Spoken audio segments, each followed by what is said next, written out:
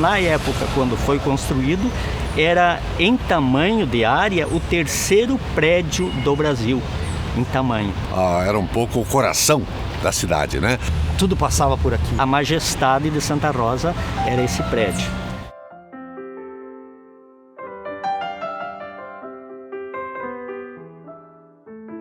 Cara, isso era o centro da vida política da cidade, da vida agitação, digamos assim, né? Meio que cultural e política da cidade passava por esse prédio.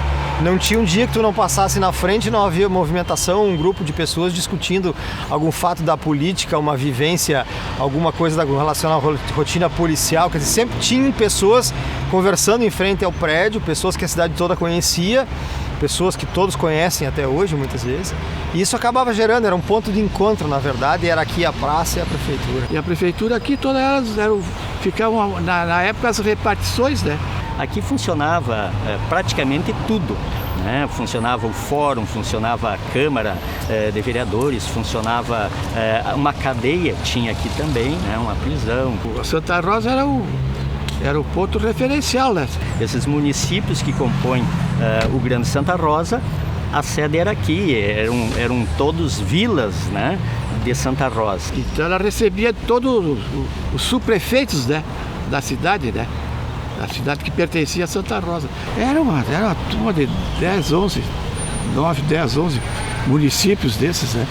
O que a gente tem que ter noção, assim, que a cidade inteira, a questão do transporte coletivo todo era em volta do prédio, as paradas de ônibus eram aqui nessa região, os bancos todos eram aqui no centro, hoje já mudou, já dispersou um pouco, o comércio todo era a Avenida Rio Branco. Então o movimento, o coração pulsante da cidade era a Avenida Rio Branco e o prédio da prefeitura. Porque aqui aconteceram as grandes decisões que vieram a partir de 45, né? Quando o Pautílio Palhares inaugurou esse prédio aqui, o então prefeito Pautílio Palhares, e de 45 até o tempo do ex-prefeito Júlio, quando por questões de segurança foi abandonado esse prédio, aqui foi o centro da gestão e o centro das grandes articulações político-administrativas que conduziram Santa Rosa por décadas. O surto de desenvolvimento econômico de Santa Rosa, que foi também nos anos 70, e a partir dali também as grandes decisões com relação ao surto crescimento se passaram aí dentro dessas salas. Então a gente não tem como falar de Santa Rosa se não falar do que acontecia aí dentro.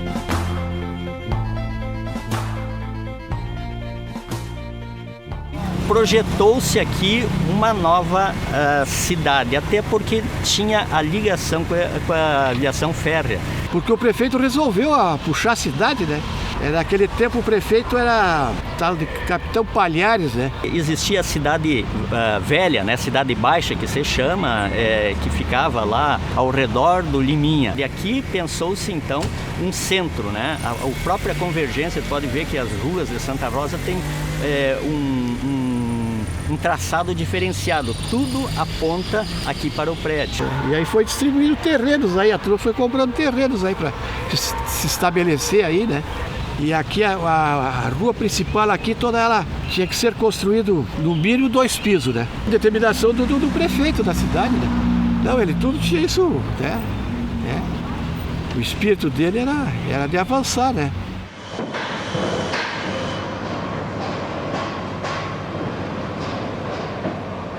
Lá em 18 de maio de 46, houve um jantar festivo que aconteceu na Vila 3 de Maio, né, que é característico isso. Hoje, a cidade de 3 de Maio. Na noite houve uma grande celebração com um baile de inauguração desse prédio. Delegações da Argentina que aqui vieram, né, para prestigiar as autoridades governamentais brasileiras, do Piratini, do Estado e também da nação em si, que vieram prestigiar aqui essa imponência que... Eu me lembro assim quando algumas situações políticas envolvendo prefeitos de Santa Rosa, né, que juntavam às vezes grandes comitivas que vinham de fora. Então a expectativa, até na casa do meu avô, se sabia que iam chegar a tal hora.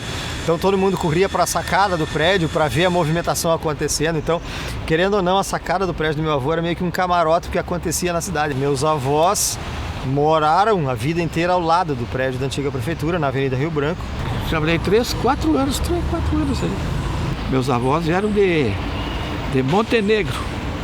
Entraram aqui em 1917, aqui em Santa Rosa, né? E se estabeleceram lá, naquele prédio ali onde foi o primeiro hotel de Santa Rosa, né? Prédio da Praça da Independência, ficava aqui, com 13, 14 anos a gente veio pra cá, né? Se trouxe tudo de lá aqui, abriu a loja aqui, trabalhou com móveis e tecidos, né? Confecções, essas coisas, né? Bom, eu tive, acho que muitos momentos assim muito robustos desse significado, mas penso que talvez o mais marcante do ponto de vista gerencial foi em 1989, novembro de 89, quando houve a interiorização do governo Simon. Então aqui, que era o meu gabinete, se transformou no gabinete do governador do estado. E certamente o momento mais melancólico foi aqui também, quando faleceu aquele que foi meu prefeito primeiro e depois era meu vice, Antônio Carlos Borges, que ele faleceu e foi velado aqui no saguão da antiga prefeitura. Então, eu cheguei a Santa Rosa em 1975, fevereiro. E janeiro de 77, portanto 2 anos depois, eu assumi aqui como secretário municipal de governo. Eu tornei vice-prefeito e secretário de educação, prefeito, a primeira vez que eu fui eleito prefeito. Eu tive certamente meus verdes anos, né, da atividade pública.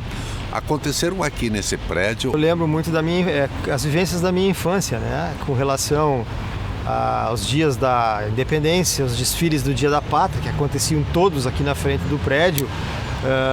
A movimentação constante de todos os atos cívicos que aconteciam em Santa Rosa, sempre aqui na praça ou em frente ao prédio.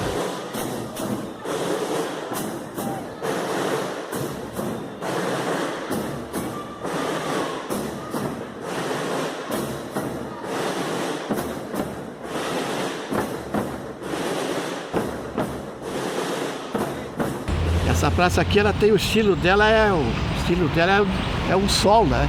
Então, na época eles plantavam os bancos assim, plantavam ciprestes assim, né?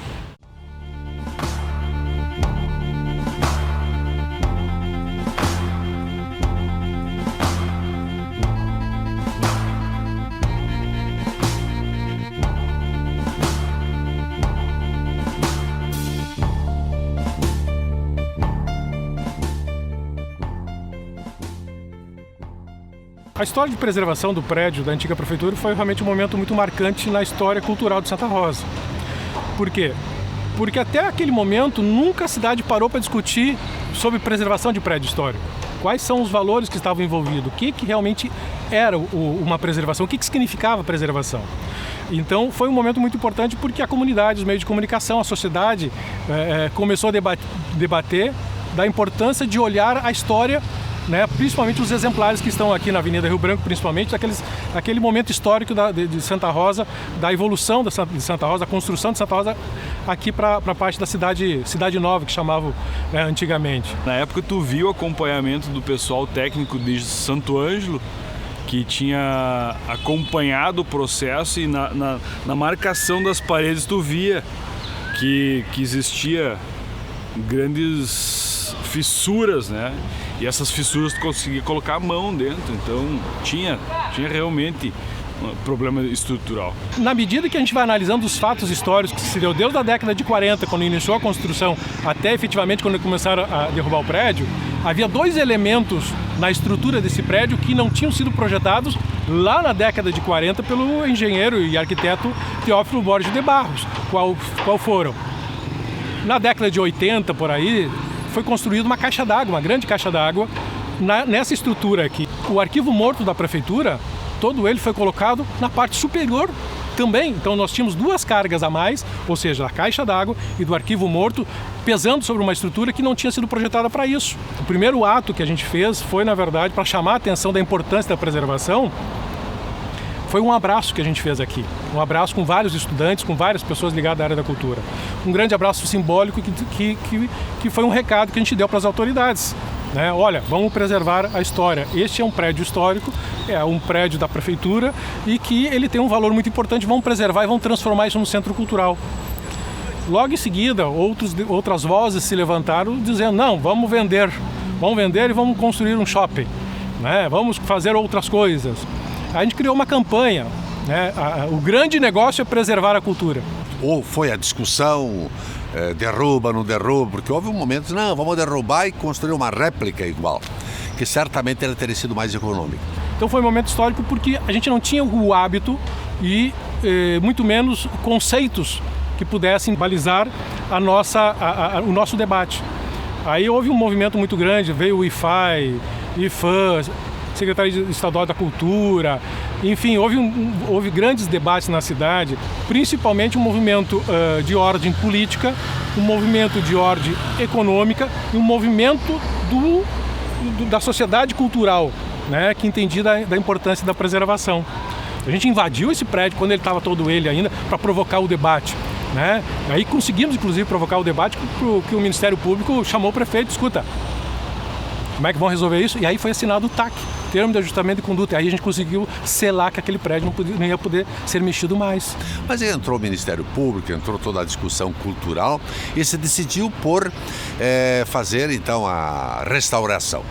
Mesmo assim, parte dos fundos, depois, por razões técnicas, teve de ser demolido e se gastou bastante.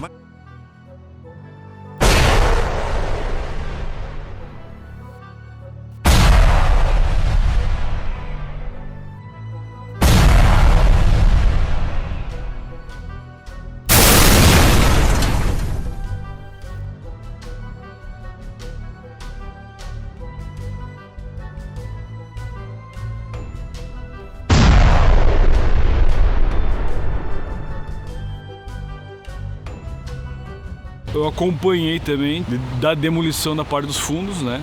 Que foi um acordo feito com o Ministério Público, com o DAT, que é a divisão de assistência técnica do Ministério Público, e só aí que a gente conseguiu começar um novo projeto, que foi um projeto de reforma, revitalização e ampliação do prédio, do ex-palácio municipal, então assim, né? Que hoje se chama Centro Cultural Fioravante Pedrazani, e que chegou num consenso da preservação da parte frontal, mas não como uma preservação, como uma restauração, porque a restauração seria um valor absurdo, né, para chegar àquele ponto, mas que fosse feito então a preservação, uma revitalização, porque na revitalização tu tem mais variantes que tu pode trabalhar, né? E desse acordo a gente começou o projeto arquitetônico, que na época fui eu que coordenei, né?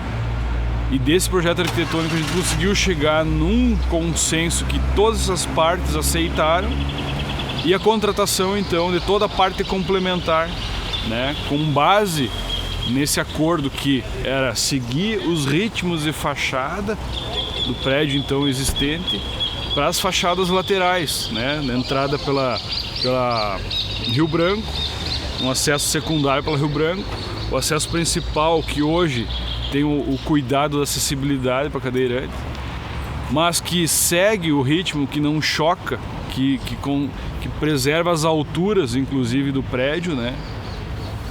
Com materiais mais contemporâneos, modernos. O modelo da preservação adotado por Santa Rosa, o modelo não é um modelo adequado, porque na verdade não houve uma preservação. Se a gente olhar este exemplar que tem aqui, nós temos umas características da fachada sim, mas tem muitos elementos da fachada que desapareceram. Então não houve uma preservação, houve uma reforma. Que tanto foi gasto e ainda não está pronto. Por quê? Porque aquele intuito de preservar o prédio antigo, que não foi possível, porque se percebeu que ele não tinha mais elementos, assim, estruturalmente falando, de se sustentar, então teve de ser demolido grande parte, só tem um cascão da frente, praticamente, que está preservada, né? Então essa parte nos faltou uma orientação técnica para também determinar as ações político-administrativas mais adequadas ao procedimento que era, do ponto de vista de engenharia, mais adequado. Para mim uma coisa ficou definida: esse prédio nunca caiu, esse prédio ele foi derrubado. O caminho que o senhor tomou, envolvendo o Ministério Público, envolvendo aqui Cidade Interativa, que teve uma atuação importante no sentido de preservar o prédio, não é? Eu penso assim que se tivéssemos tido os dados preliminares, antes de o Ministério Público nos determinar o tombamento naquele formato, eu penso que nós teríamos talvez resgatado a memória por um outro caminho, gastando muito menos do que se gastou. Então as pessoas que hoje pedem a derrubada de um prédio histórico para construir um novo, quando vão para uma cidade histórica, se apaixonam. Se vão para a Europa, se apaixonam. Né? Mas por que a gente não pode ter essa mesma visão de carinho e de preservação para aqueles traços históricos que Santa Rosa também teve? Inclusive foi uma vitória na Justiça. A Justiça assim entendeu. No momento que a gente estava debatendo isso, a Justiça, quando foi instigada para se manifestar no processo, no final do processo a Justiça disse, não, realmente esse prédio histórico não se mexe. Mas nós não vamos esquecer, não vamos lembrar o que se fez bem ou mal. Importa que hoje possamos estar reconstruindo e restaurando esse prédio, que será o nosso centro cultural. Valeu porque a gente consegue olhar para este exemplar ainda e dizer, bom, alguma coisa a gente conseguiu deixar. Valeu a pena porque a gente sabe que o projeto dele de centro cultural, ele vai ser muito importante para Santa Rosa. E ele vai ser um grande shopping cultural, ele vai ser um ponto de referência para a região de Santa Rosa. Nós vamos poder ter várias coisas aqui voltadas à área da cultura. E transformar esse espaço que foi, por longo tempo, a Prefeitura Municipal de Santa Rosa, que possamos delegar às nossas gerações futuras um espaço cultural interessantíssimo, em que aqui se guarde a memória do passado, mas se possa construir o presente com perspectiva de futuro, no que diz respeito à história do nosso município.